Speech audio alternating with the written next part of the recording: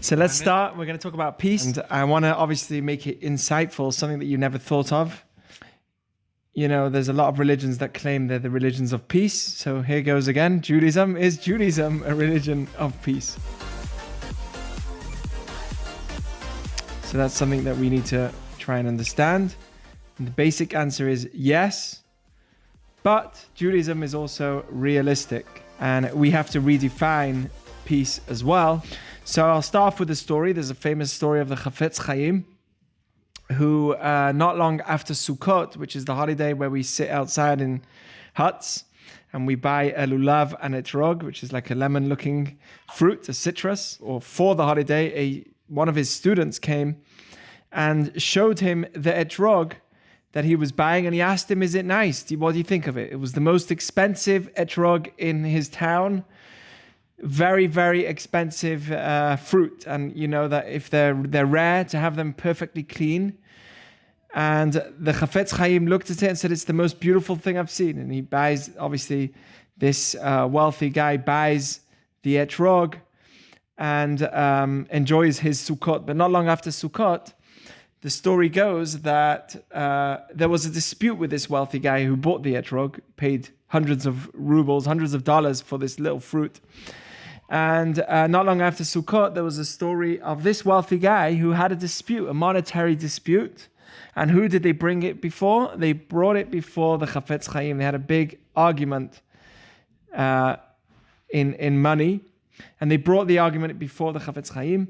And he looks at his wealthy student, who's doing very well, and he looks at him and says to him, "You may be winning the case, but I want to ask you a question. Just recently, you were willing to pay how much for your etrog?" Obviously, he said it in a very nice way, much nicer than I would say it. But how much were you willing to pay for your etrog? So he said, 300 rubles or hundreds of dollars. You're willing to pay for something that's not even a requirement. It's a beautiful thing to have. It's not a requirement. And you're willing to pay so much money. This whole dispute is the same amount of money. And not being in a place of argument, not being in a place of peace is worth much more than what you spend or whatever you will spend on a beautiful etrog. You've got your proportions wrong. And that's really the message here, that we as humans think that, and I wrote this down, we think peace is all about everybody else besides for myself, right? We think that I'll spend money on everything, but never think of spending money and making a peaceful resolution. But that's actually worth it. How many times do people get in an argument over $10? Is your argument worth $10? Is the mitzvah of not arguing worth $10? It's worth way more. You'd pay money for a mitzvah, you'd pay money for a kippah, you'd pay money for tefillin, you'd pay money for tzitzit, you'd pay money for... So what about paying money for the mitzvah of not getting into an argument? Such a profound idea. Similar story also, you see these ideas many times. There was once a Hasidic teacher, a Rebbe, and a poor member of his community comes to him and says, "Listen, Rabbi, I don't know what to do. I have no money and I don't know how to survive. We have a big family. I don't know what's going to be." So the Rebbe says to him, "I don't understand. You have a brother who lives not so far away, who's very, very wealthy. He supports so many people in this community. You ever went to him?" He says, "No, Rabbi, it's complicated. It's family. When it comes to family, it's not so simple."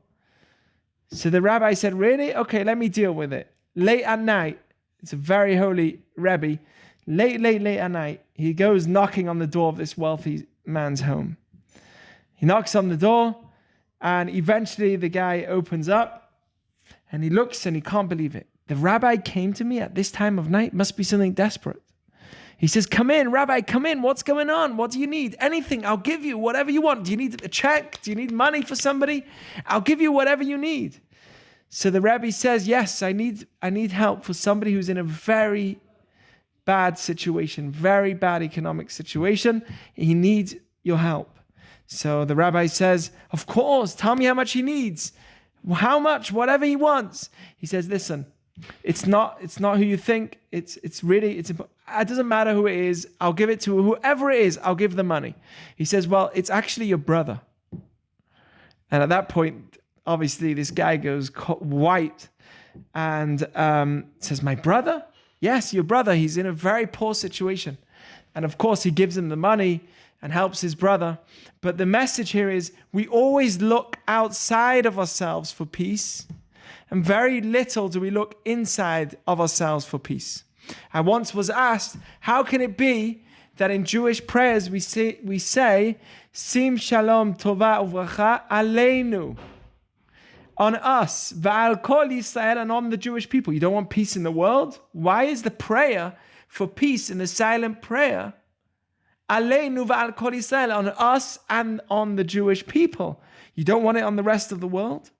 So I think, and this is the answer that I gave them, it was on a Shabbat table and it put me on the spot, but the answer I gave them, and I think it's truth, is that Judaism believes that peace starts within your home. We call it Shalom Bayit. Peace starts within you, deep down from within. Because if you ain't got no peace within here, you ain't going to have any peace with anyone in the world. That's just how it's going to work. We talk so much of making peace with everybody else, but if I'm angry from within, there's no way I'm going to have peace with anyone else. So that's why the prayer says, actually, Sim Shalom Tova V'cha Aleinu V'Kol Yisrael, put peace on us and on the Jewish people. I'm going to share with you my screen. I have a lot of information here. But the very first aspect that I wanted to get to is, when we even talk about peace, why are we always talking about peace outside of ourselves when so much peace needs to be made within? I believe that if we watch violent movies of things that are violent, listen to music that's violent, which is the common thing of today, just because I'm not actively being violent, that's not making me peaceful from within. I don't see how listening to violence, watching violence, somebody told me you have to watch the videos of what's going on in the world, no, I'm not going to watch them. I don't care. Now there's a shooting in Atlanta. I don't want to see the video. And I will not see the video, because violence to me, first of all, it's not going to help me know the argument or not. And second of all, violence to me is irrelevant. I'm not the judge. I'm not in the court. And it's going to affect me. It's bad for my soul. I need to be peaceful from within. And when we say peaceful from within, I mean avoiding myself from so much negativity that we say to ourselves, oh, that's fine because I'm not actually actively doing it.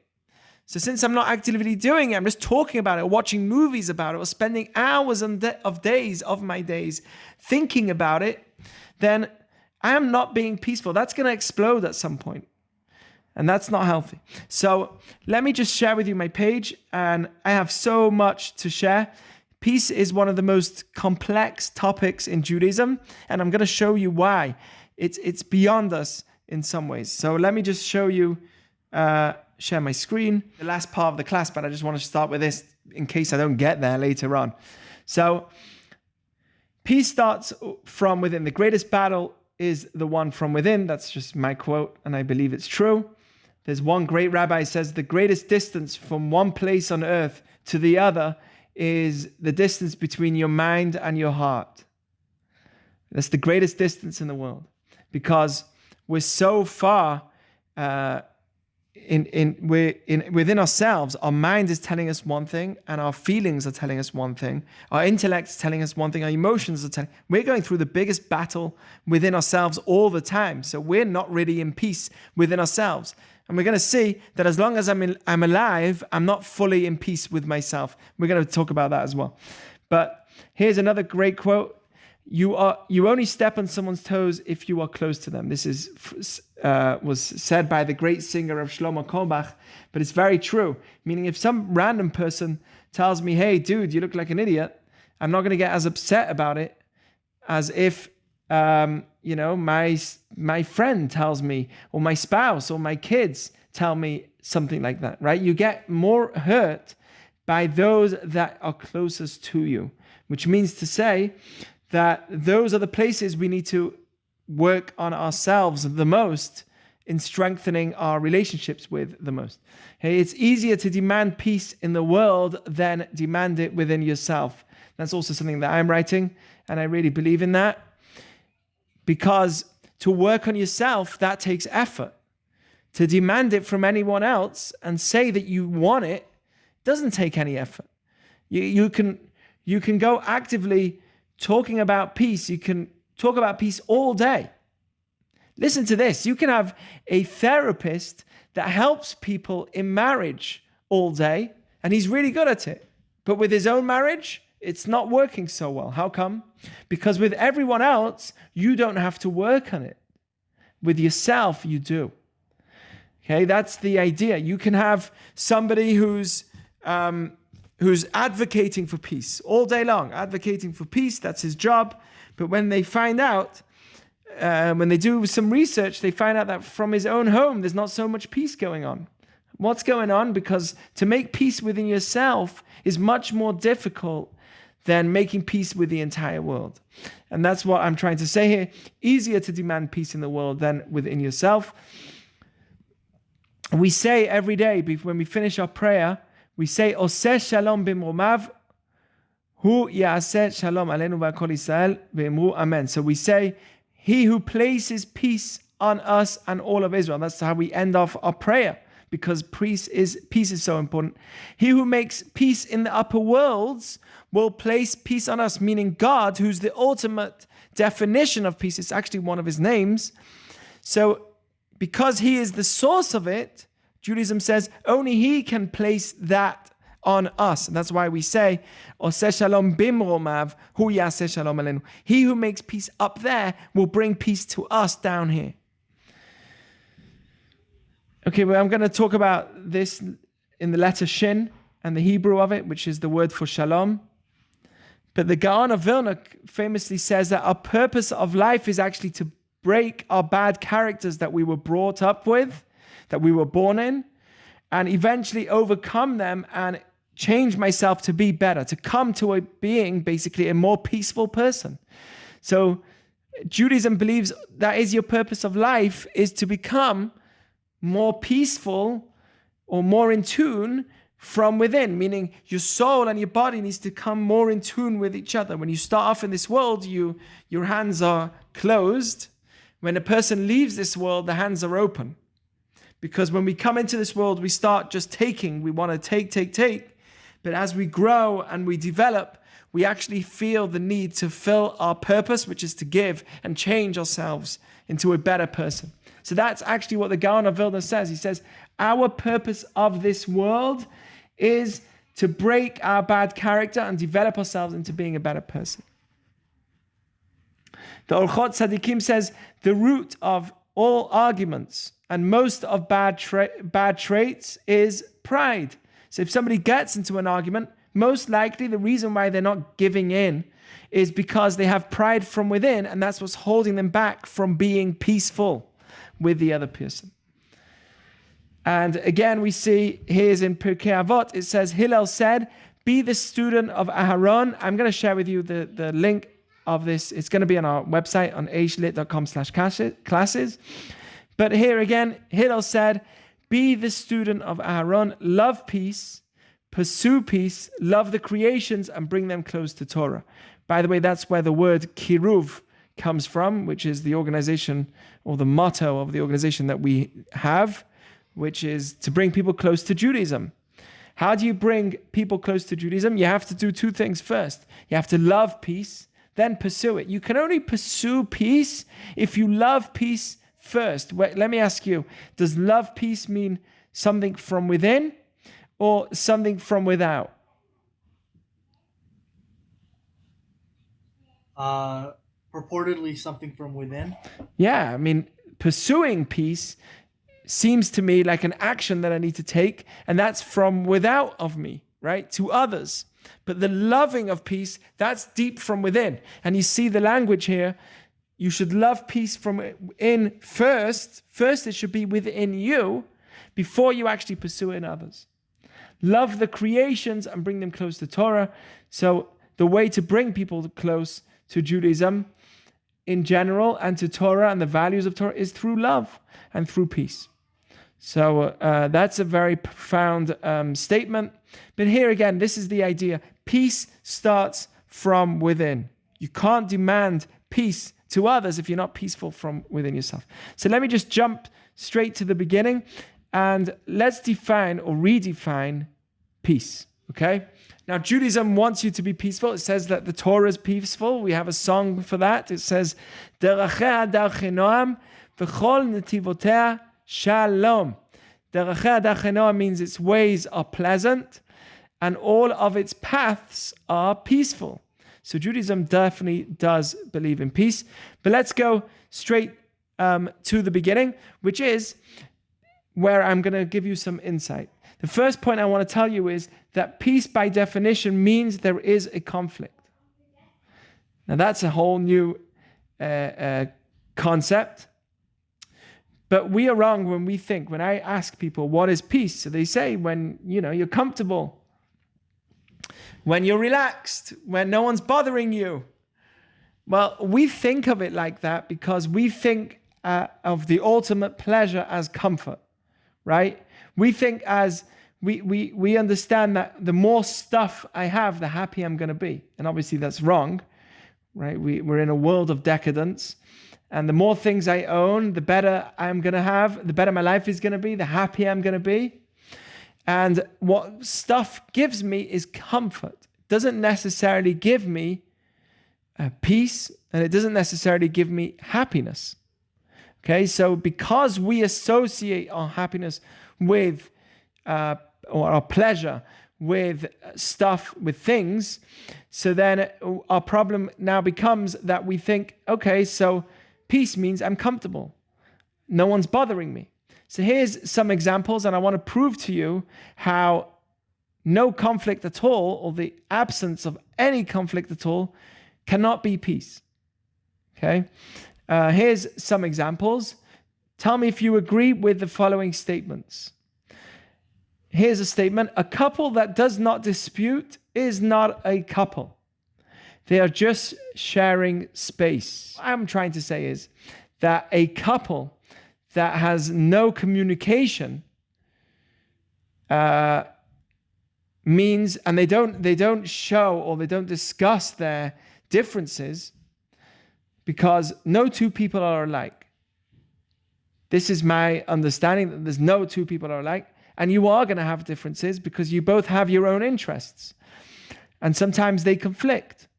So, we imagine a perfect couple is when they never argue. Actually, a perfect couple that never argues is a very dangerous couple. Like, that means they just share space. They have the same house, the same kids, the same money that they have to spend, and same expenses, but they're not really married because they're not having that form of,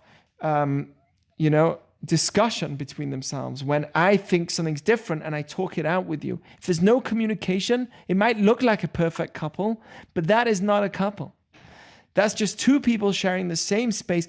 You can have people that officially got married, but they only got married with paper. They never got married with their hearts. Marriage is something which we do in a document, and it's real. It would be considered real.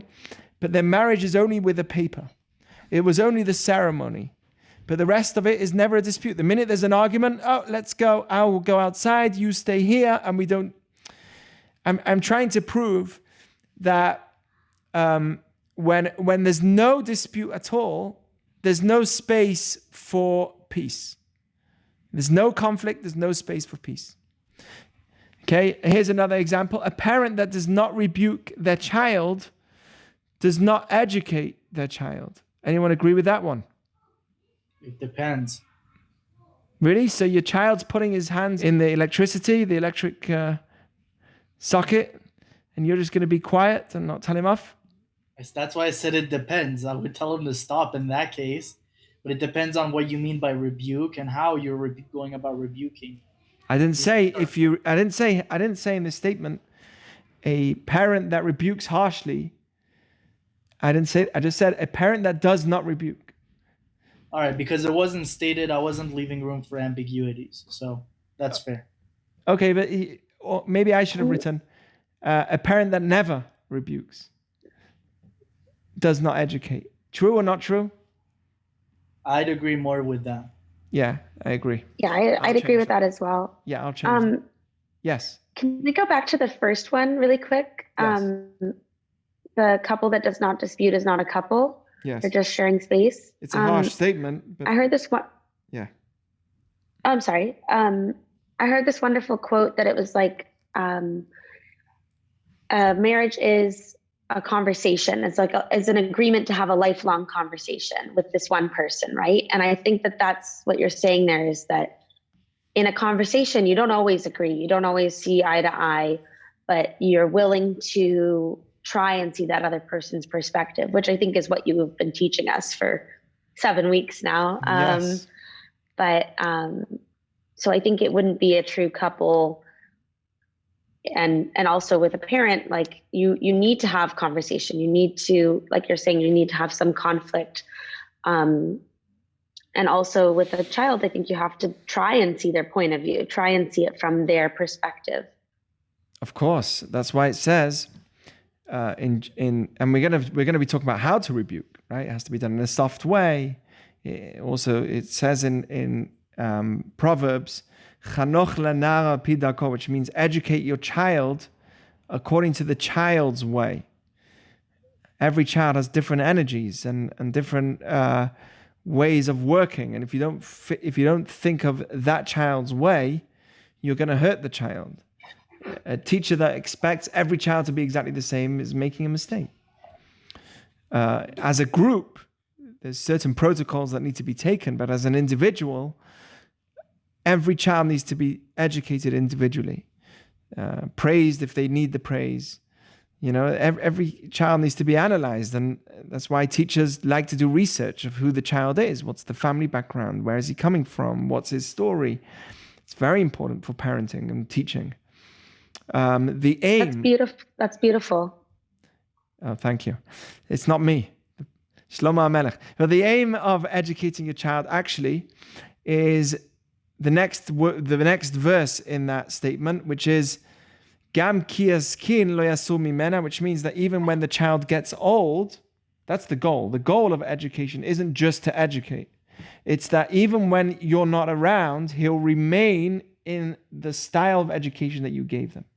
Meaning it doesn't just stay when you're there on top of the child.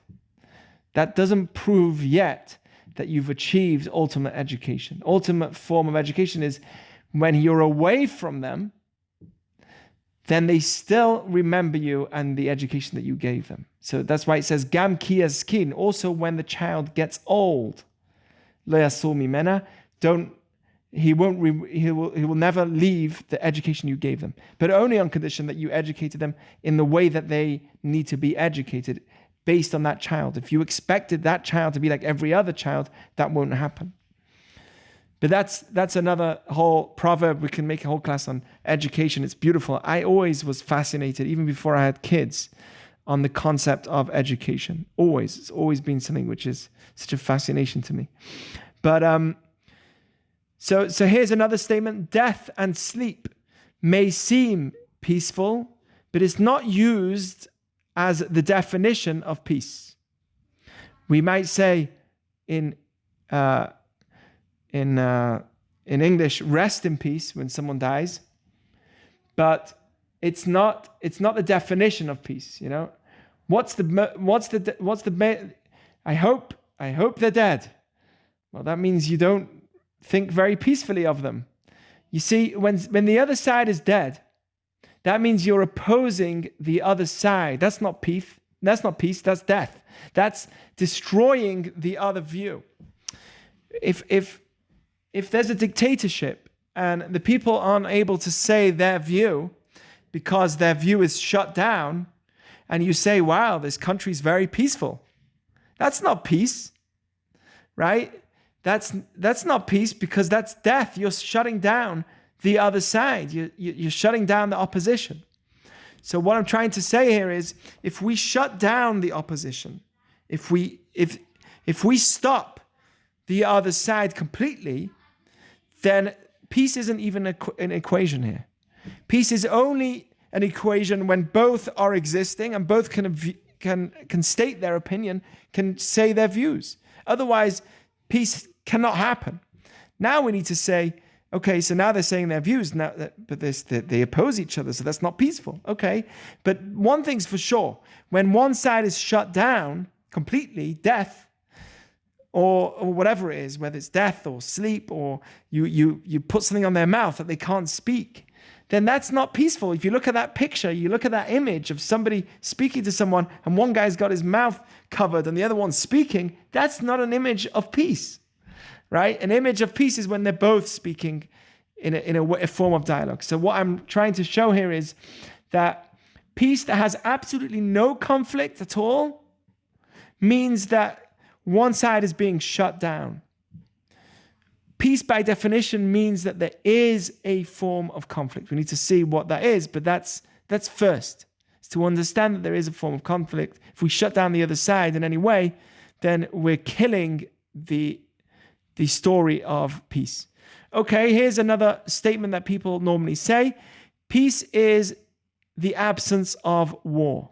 And that is very wrong. And the reason for that is for two reasons. Number one is because, well, this is badly written. I wrote this class today, right? But the first thing is, justice is needed in order to achieve peace sometimes. And that's not always something which is peaceful, right? We need justice in order to get to peace. And that may even need war. Here goes a statement from the Mishnah in Avot and in other places. This is a very powerful and important statement on peace. This is where it all stands. This is where everything lies, right here in this statement.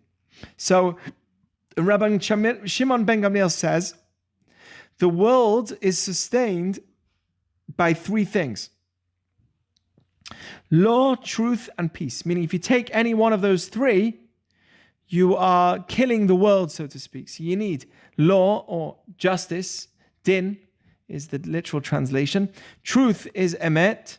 And peace is shalom. He says you need all three in order to keep the world. He doesn't say you just need peace in order for the world to exist. That means that if the entire world was not in a war, there was no war in the entire world, that does not yet mean that the world is in peace. Right? You still need, for the world to be absolute, it needs an element of truth, or it needs truth, and it needs also justice. Okay, so you need justice, truth, and peace. Rabbi Muna says they are one. If law has been served, truth has been served, and peace has been served. Whenever there is a judgment, a mishpat, there is peace, and whenever there is peace, there is judgment. So, there's this concept of a system, a law, the concept that people are going around with today, which is disband the police or whatever, is a very dangerous thing, because we as Judaism believe that this is actually said also in Pirkei Avot, that if not for the authority, if not for government, you have to pray for the peace of government, because if not for the government, ish lere'ehu chayim bela'o, each person would swallow the other alive. If not for authority, we would all swallow each other alive. So however bad things may be right now, it will be a lot worse without a court system, without a justice system, even if you think that it's not perfect. No system is perfect. Every system needs to improve. But to say that we have to completely dismantle it is very, very dangerous. And in Judaism, we always pray. Every Shabbat we pray for the shloma shel malchut, for the peace of the authority of every country. That is very, very important. That's not really what dismantling the police is about. It's more like about decentralizing the police. Okay, whatever. I mean, that's another discussion. It's political. Don't want to get into it. But I'm just saying, whether you agree with it or not, I'm just saying here we have to make a very clear distinction. And that's what you're doing, Omri. We have to make a clear distinction that we need authority. We need justice. We need a system where there is authority in our society. Without it, it's actually one of the Sheva Mitzvot B'nai Noach. It's a requirement for non-Jews also. So that's a thought that you should have. Okay. Here's another point. We have a rule that if somebody's coming to kill you, here it goes, Medrash Rabbah, if one comes to kill you, you jump up to kill them first. How do we know that? Because the Torah tells us that we should surround the Midianites who try to destroy us, and we should smite them. And how can the Torah tell us to do such a thing? And then the Torah carries on and says, because they are surrounding you with their traps and they are prepared for you. So this is in Numbers chapter 25. And here clearly we see that the rule, and the Midrash actually on this explains, if one comes to kill you, you jump up to kill them first. That is a requirement in Judaism, that we are not a passive religion. So you see that, yes, peace exists and it needs to exist, and it's a very important value within us, but not if it's conflicting your own peace, your own existence. If somebody's coming to kill you, you have to and you're required to jump up and kill them first.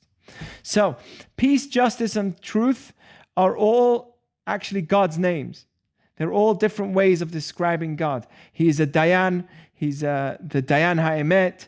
He's which means he gives ultimate justice, right? His name is Shalom, and his name is also Emet. We say Chotamo shel HaKadosh Baruch Hu Emet. So he's got all these three attributes within one. It's very hard. And what do you do when these three are conflicting? This is where the real argument comes in. For instance, if somebody puts a gun to your head and says, hey, either you tell me where the money is or I kill you. And you could say, if you know where the money is, and you could say, yes, I know exactly where the money is. David has got the money. And he lives not far from here. He lives and you really know where the money is.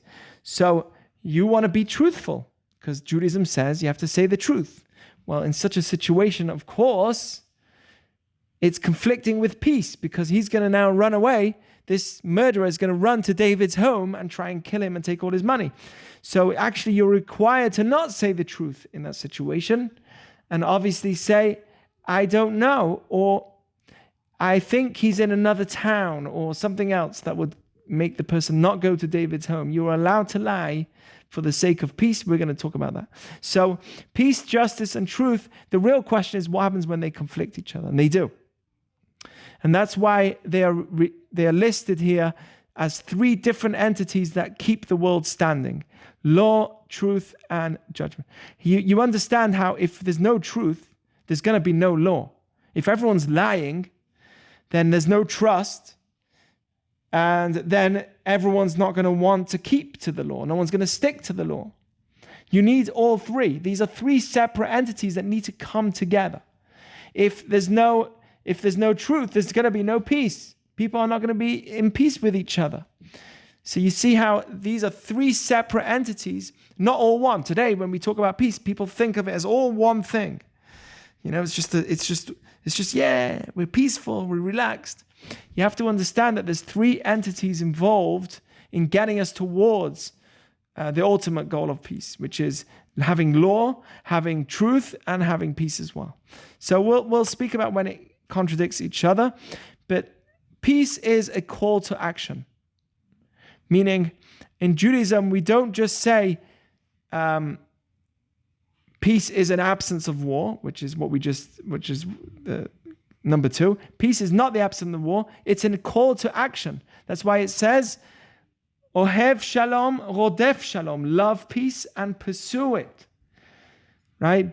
Bakesh shalom veradfehu. Seek peace and chase after it. It's not good enough to just want it, but you have to actively do it. So this is very important, because you might think, oh, two countries or a couple that are sitting in the same room and they're not arguing, they are peaceful. But that doesn't necessarily prove that there's peace yet, because if there's no communication, because they're angry with each other, and there's no communication, they might not, okay, fine, they're not physically hitting each other, but they're lacking peace from within.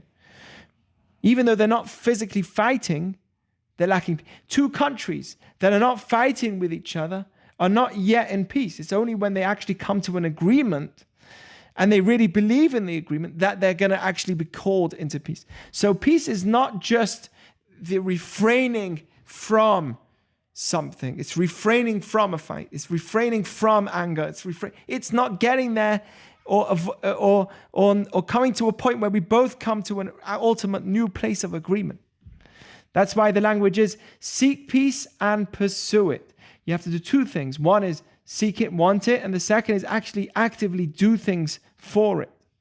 This is a very interesting statement that's brought in Shemot Rabbah, which is a medrash, which says the Torah was not particular in us chasing after mitzvot that are not in our hands of reach, right? No one says that Molly, Melody, and Sarit need to go right now. They are required to travel right now to Africa and help the people that are poor, and they are not required to, right? Charity is only required if it comes to you. If it doesn't come to you, so it's a nice thing to do. It's a moral obligation, but it's not the same as pursuing peace. Pursuing peace is actually something that you're meant to actively do. So this is the statement here. Because it says seek peace and pursue it, the Torah was not particular in us chasing after other mitzvot. You are only commanded to keep them if it comes your way, right? To do them if it comes your way, but not to pursue them. But with peace, it says, seek peace in your place and pursue peace in another place. Meaning, if you know that you can help somebody, a couple that is having an argument, your parents that are having an argument, if you know that you have the ability to bring peace in your parents' home, you are required to actively go there and bring peace there, which is a fascinating concept, which is unique to peace in itself. Right? Because we have to be like Hashem, and He brings peace into the world, and that's what we need to do as well. So far, what we've come up with is that peace requires some form of conflict, and peace is not the absence of war. The absence of war does not prove that there's peace yet. You can have two countries that are not in war, but they are still very angry with each other. They have not proven peace yet. Okay, so let's look at the letter Shin, which is the first letter of Shalom, and that normally tells me the essence of the word. Okay, so let's just look at the letter Shin. Okay, Shin is this little letter over here, and we're going to look at the letter, and so you see that it has 3 spikes. It's like this. That's what Shin looks like. It has 3 spikes, and it represents peace in itself, but the ultimate definition of the Shin is shinui, leshanen, which means to change. Okay, the letter Shin means change. Words that start with Shin refer to change. Let me give you some examples. Shinui is the word for change in itself, and it means to change. Shinaim is the word for teeth, and what they do is they actually change the food from where it was to a new status. They bite it, they chew it, so that you can actually eat it and bring it into your body. So teeth is actually the process of breaking down things and changing them so that I can actually eat them, right? Somebody without teeth has it very difficult to eat, to break down their food.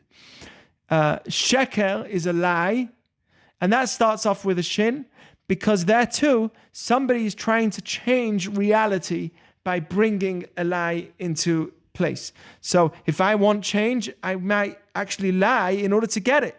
I might fabricate reality in order to get my change. Otherwise, people aren't going to listen to me. So sheker starts off with a shin too, because there also it's a person calling for change. Shover means to break, and there too, you are changing something from the status that it is to a new status which is broken. Shalom, by the way, also when somebody breaks down, that's because they're going through a change. They're going through this recognition that there's a new situation that they need to deal with, right? So the idea, the concept of breaking in general is the concept of change. Shalom is peace, and that represents change as well. So the question is, what's being changed here? But we're gonna look at that because this is the new definition of shalom that people don't know about. So shalom really comes from the definition of change. Peace means change. And shalom is the same word as shalem, which means to be complete. So shlemut and shalom is the same root. And to be in peace means you've come complete. That's the completion. When you actually complete yourself, and you've gone through that change, and you're now a complete person, that means you are in shalom, you are in peace. So let's just analyze this a second. The letter Shin has three sides, right? It has three parts to it. And this represents two opposites, right? These are two extreme thoughts, two different ways of living, two opposing thoughts. And they need to come as one into the middle, which is the Shin. They need to come and renew themselves into a new entity. The center is the renewed understanding, or the renewed existence, so to speak, that a person gets to once they come into peace. So 3 actually also represents a completion. If you have 2 strings, then you have 2 separate entities. The minute you have 3, you have a triangle, right? If you have 1 string, so the edges are not touching anything, right? They're alone. You have 2 strings, then as long as you have 2 strings, there's 2 different entities. They can't be connected. But when you have 3 strings, they can. You can now form a triangle. So the 3 of the Shin also represents that once you have that renewed definition, or the renewed understanding, the renewal, then you have a completion where everything comes together.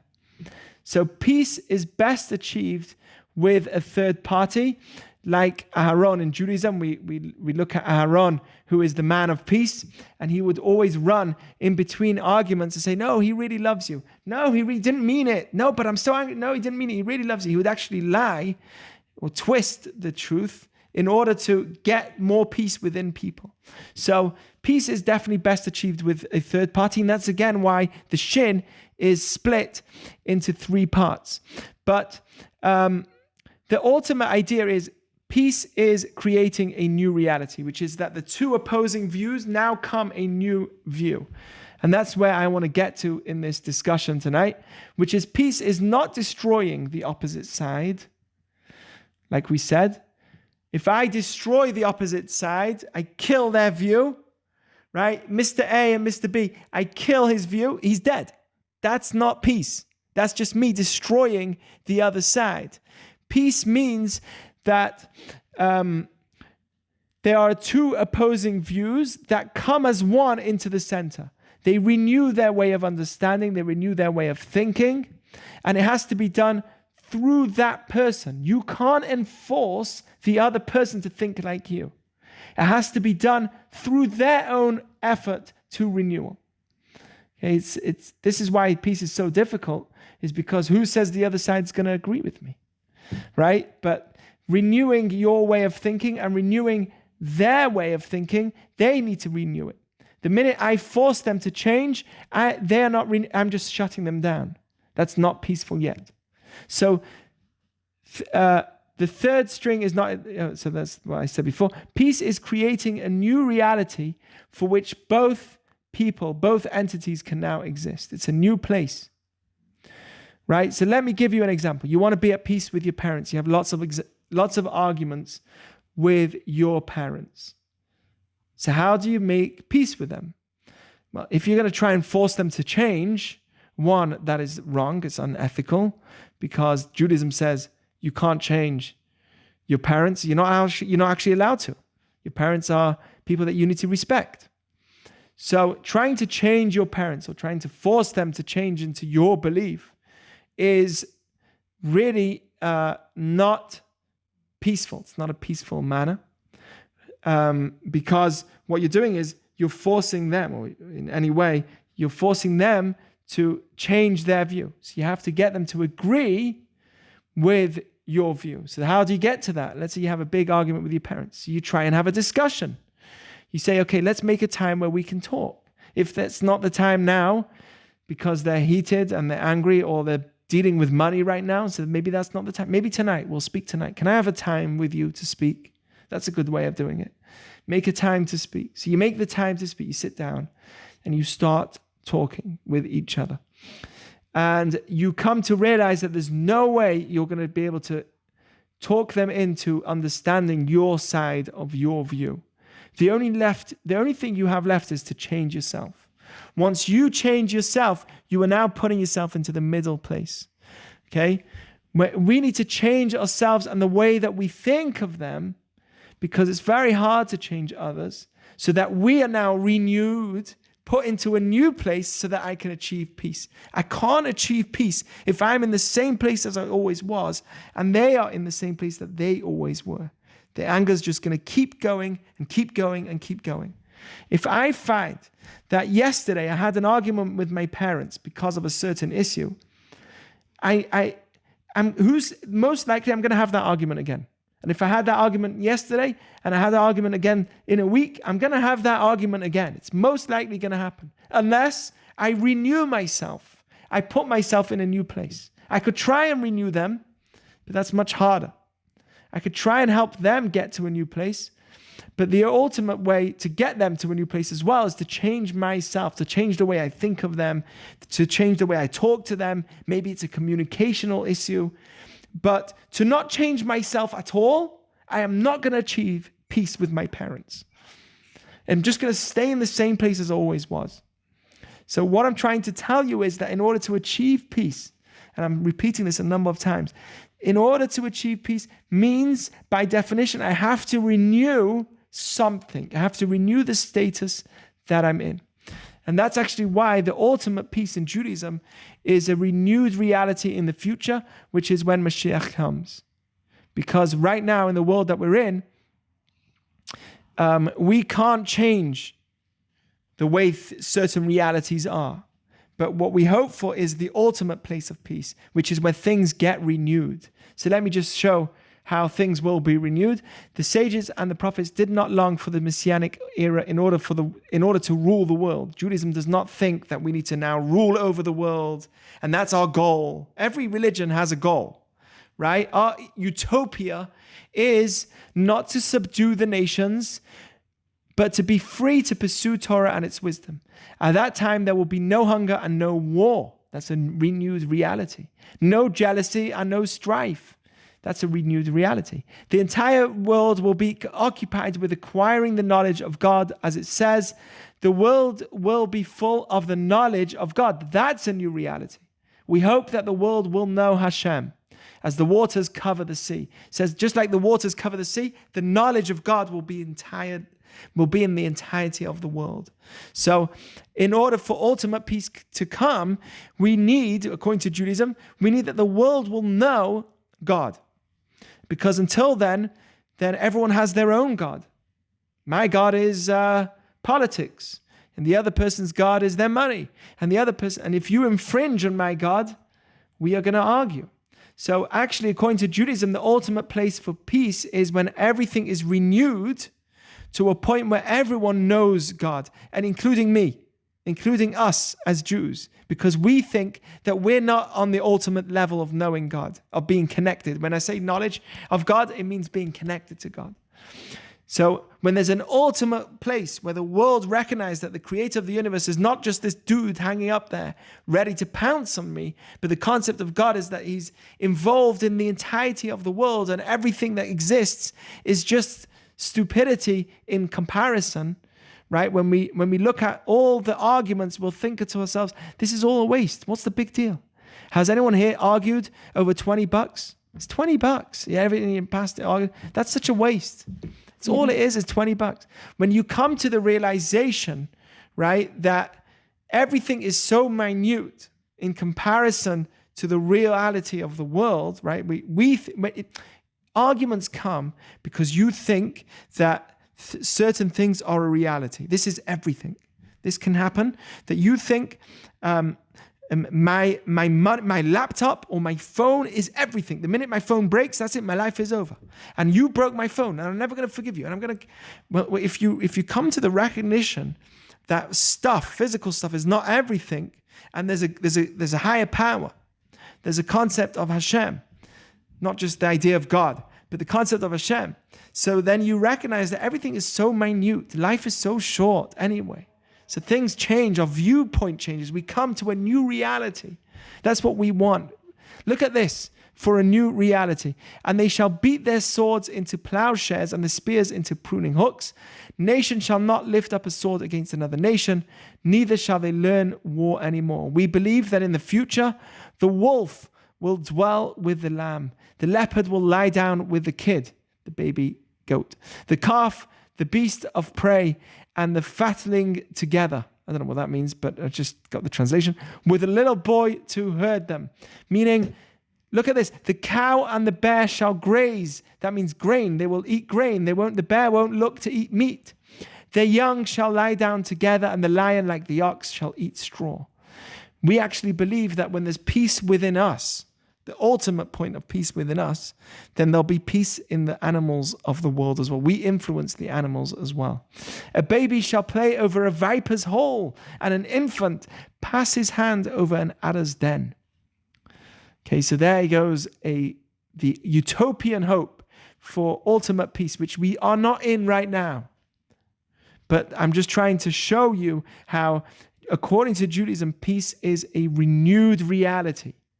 Peace only comes when we enter a renewed reality. If we stay in the same place as I always was, I'm not going to be peaceful. If I'm arguing with my parents, if I'm arguing with my spouse, and I'm still arguing tomorrow, then it's because I'm in the same place as I was. I need to renew myself, put myself in a new place, either with the way I think, renew my way of thinking, change my way of being. Okay, that's the ultimate place. And that's why, by the way, peace starts from within. That's why peace starts from within. You know why peace starts from within? Because it's about renewing yourself. It's about renewing the place that you're in.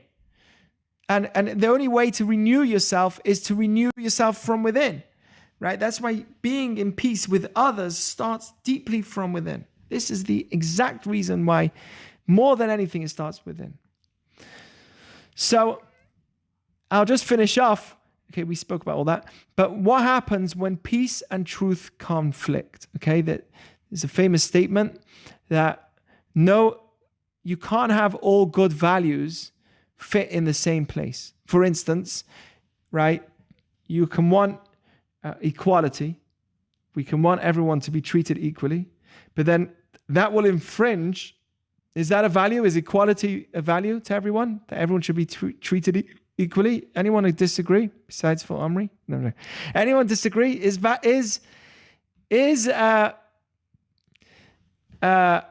being in a state of equality or believing in equality a value? Is that a value?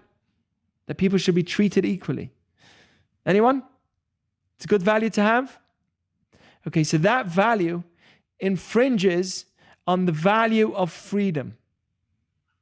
Freedom means that I have the ability or the freedom to do whatever I want, right? Or to be myself. Well, freedom actually can infringe on equality. For instance, if we have, let's say, a free market, money is one way of explaining freedom, but it's not the only way. But if we have a free market, then you're not going to have equality.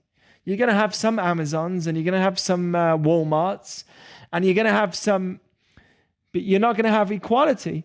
And that's just the way it is. We believe in both. Judaism believes in equality too, but we also believe in freedom. Okay, so it's very difficult. That's what, because we're in a physical world and everything is limited. It's They're very difficult to have all values mushed in one. This is, by the way, the reason why politics is so messy, is because everyone's coming from a good place, right? But it ends up evil. But everyone's really coming from a good place. I believe in a certain value because I saw that the other way is dangerous, right? So I believe in a certain value. The extremism of equality is probably socialism, right? The extremism of freedom is anarchy and danger and abuse and abuse of power. So there's dangers on both sides, right? So we have to be aware that they're both values in Judaism, but what happens when they conflict? This is the problem. So truth and peace conflict. Truth and peace and justice can conflict. And Judaism says we need to work on all of them. Okay, here's some examples where truth and peace were actually changed for the sake of peace. Okay, there's two examples here. One is God to Abraham.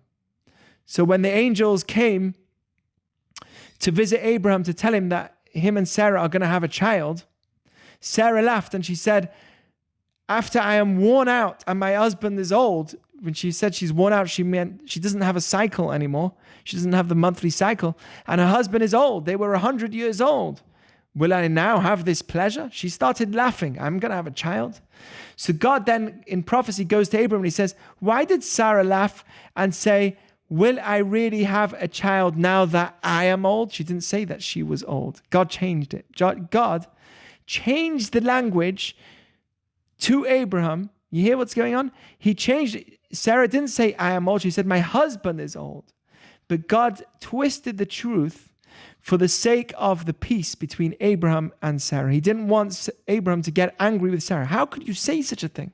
So God changed his language, changed the truth for the sake of peace in the home of Abraham and Sarah. The Talmud says, Meshanim lashon mipnei hashalom. We can alter the tongue, we can alter our language for the sake of peace. Notice how he doesn't say you can lie for the sake of peace, but we can alter our tongue. We can change our language for the sake of peace. So the similar story happens with Joseph and his brothers after the father dies, after Jacob dies. They said, your father left us instructions before he died. And this is what he said. He told us to tell Joseph, I ask you to forgive your brothers and the sins and the wrongs that they committed in treating you so badly.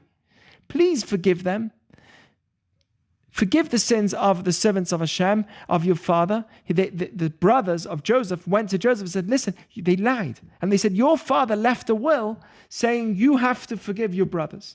And Joseph knew that it was a lie because Joseph spoke to his father. And if his father would have felt the need to say it, he would have said it.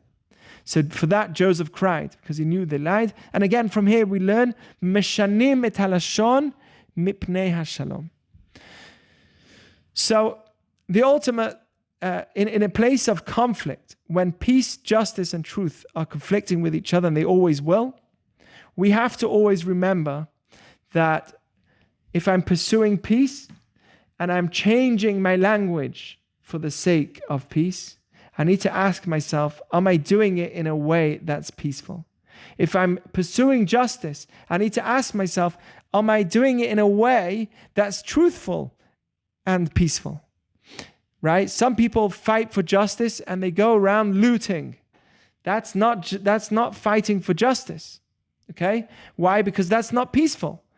It says, tzedek, tzedek tildof. You should pursue justice. It's tzedek, tzedek, justice, justice shall you pursue. It says it twice. Why twice? One of the explanations given is because the pursuit of justice in itself needs to be done in a way of justice. And this is the language. You need all three. You can't pursue justice and lie. right? You want there to be a better government in the, so lie your story. This is a lot of what people do, a lot of what, what news is doing recently. It's twisting the truth for the sake of justice. You've got to do it in as much of a truthful way in order to get justice, in order to get peace. You have to be meshaneh tarash. You could change the language for the sake of peace. Peace definitely overrides truth. But at the end of the day, it doesn't say you should outright lie. It says meshanim lashon. So when it comes to pursuing peace, justice, and truth, you have to make sure you're pursuing all three.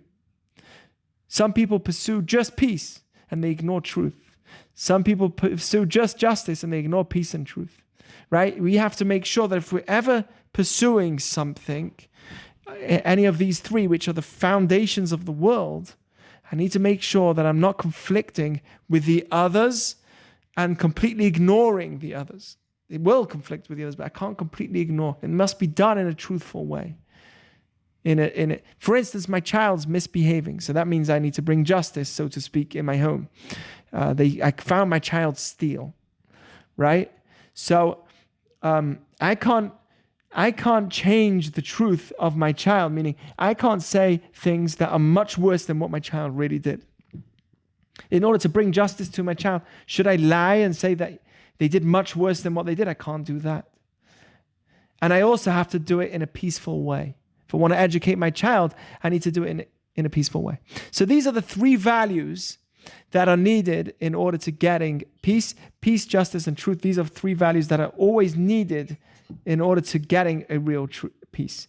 And peace is the renewal of oneself in order to becoming a new person that is able to be peaceful. So that's really the conversation here. I have a whole load of quotes from the Talmud on peace in general. And they're really beautiful. Some of them are very, very profound and beautiful to making you understand how great peace is. It's one of God's names, like we said. So is truth and so is justice. But that's the idea in general. So just to recap, because there was a lot of information over there, the greatest place where peace really starts is within yourself. That's where peace really starts. Starts within yourself, being more peaceful within yourself, happy within yourself, not angry with the world, not angry with people, no matter what they do, right? This is the ultimate place here. That's the ultimate place of peace. The second point is that peace needs some element of conflict in order to get there, right? Peace is not the absence of war, because sometimes you need justice, and justice is part of getting towards peace. So in order to get to justice, sometimes you need war. Like if someone's coming to kill you. Peace, it needs you to be active and actually going out there and doing something, not just saying you were peaceful, but actually actively going out there. Two countries that are not in a war doesn't mean that they're peaceful. It just means they're not fighting, but they are not in peace within themselves. Okay, so we came to the conclusion that Shin, which is in three parts, represents the idea of two opposing views coming to a third view, coming to a renewed place. And that's what peace really is the renewal of oneself. By the way, the ultimate peace within yourself is through living life. And that's what the Gaon of Vilna said. You start off in the world with an evil inclination and a good inclination, and your aim is to overcome your evil inclination all the time to a point where you're in peace with yourself, you're in harmony with yourself. So that's the ultimate goal of living as well within yourself. So the letter Shin is three parts, and it's really about renewing myself. That's what peace is I'm able to renew myself, the creation of a new reality. And that creation of a new reality actually ultimately is in the world to come, or in the times of Mashiach, Ba'olam Haba. When Mashiach comes, that's going to be ultimately a renewed place of peace when the world knows that there's a creator, and we will be in a greater state of peace. And finally, we spoke about peace, justice, and truth and how they conflict. And we are allowed to change the truth for the sake of peace. But even if we are pursuing peace or pursuing justice or truth, we have to make sure that all these three are in line with each other. You could pursue peace, but make sure you're doing it in a way of justice. Pursue justice, make sure you're doing it in a way of peace and truth. Pursue truth, make sure you're doing it peacefully and in a way of justice. So that's really the discussion. Any questions, thoughts, ideas? There's a lot of information here. I hope you all understood it.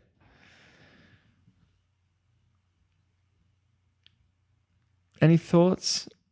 Gabe, what's your thoughts on this discussion? Loved it, man. Okay. Thank you. As usual. I'm really taking it all in. I actually I wanted you to read a couple of those quotes at the bottom. Really? Yeah, let's hear a couple. I didn't want to keep everyone for too long, which is why. So we said seek peace and pursue it.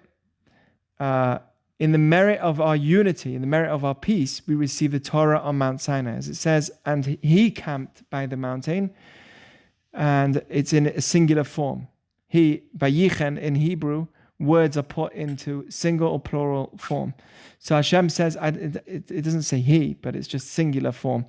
Hashem says, since the Jewish people hate arguments and are loving peace,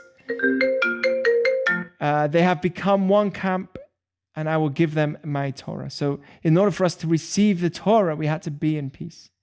It says that because of the lack of peace, the temple was destroyed. Sinat chinam, hatred between each other. Here is great is peace because the name of God is peace.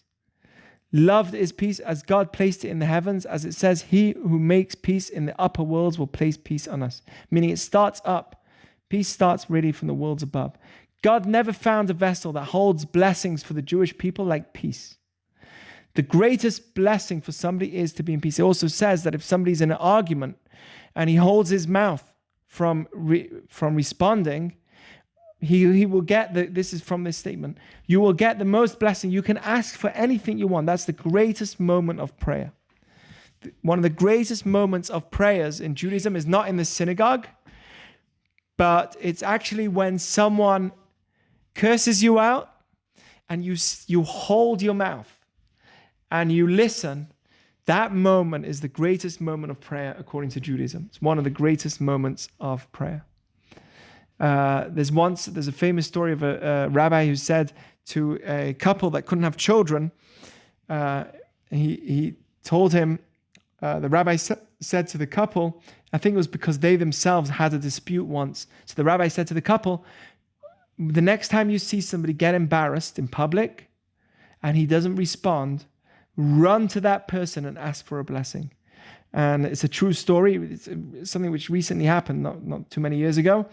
And the man recalls that immediately after he was blessed, 9 months, a year later, he was blessed with a child. When he found somebody who was gotten embarrassed in synagogue or something, and he ran up to him and said, please bless me. He gave him a bracha that he should have a child, and a year later he had the child. So it's a very powerful statement. The Torah is called peace. That's according to Judaism, right? It's peace. The Master of Peace desires peace for all his creatures. Great is peace, since the world only survives through peace and Torah. And the Torah is all peace, as it says, its ways are pleasant and its paths are peace. By the way, Shabbat is always introduced with Shabbat Shalom, peaceful Shabbat. That's also because we enter a new zone, so to speak, where we're now in a new place, avoiding from it's actually after the 6 days of work, Sheshet Yamim Ta'avod, after the 6 days of conflict, we've now entered a new zone, which is like the world to come, which is a place of peace. So again, you see that renewal that we enter into that brings us to a state of peace. It's the state where there's no, it's after conflict that we've entered a place of no conflict. Yes. Is it better to say Shabbat Shalom over Good Shabbos? Good Shabbos is the English way of saying it, but Shabbat Shalom is really the ultimate way, not because I'm Sephardic right now, but because we say that in a lot of our prayers, Shalom Aleichem, Shalom, we sing Shalom as we bring in Shabbat. So Shabbat is clearly called Shalom in many places. Are there any thoughts? ideas? Anything else? There are many, many more quotes, by the way. I just didn't have the time to, I kind of formed this class all today. Didn't have the time to bring in some more quotes, but there are so many more. It's endless. Should we call it a night? Ooh, it was fun. This was really good, Rabbi Jack. Thank you for Thank you. discussing.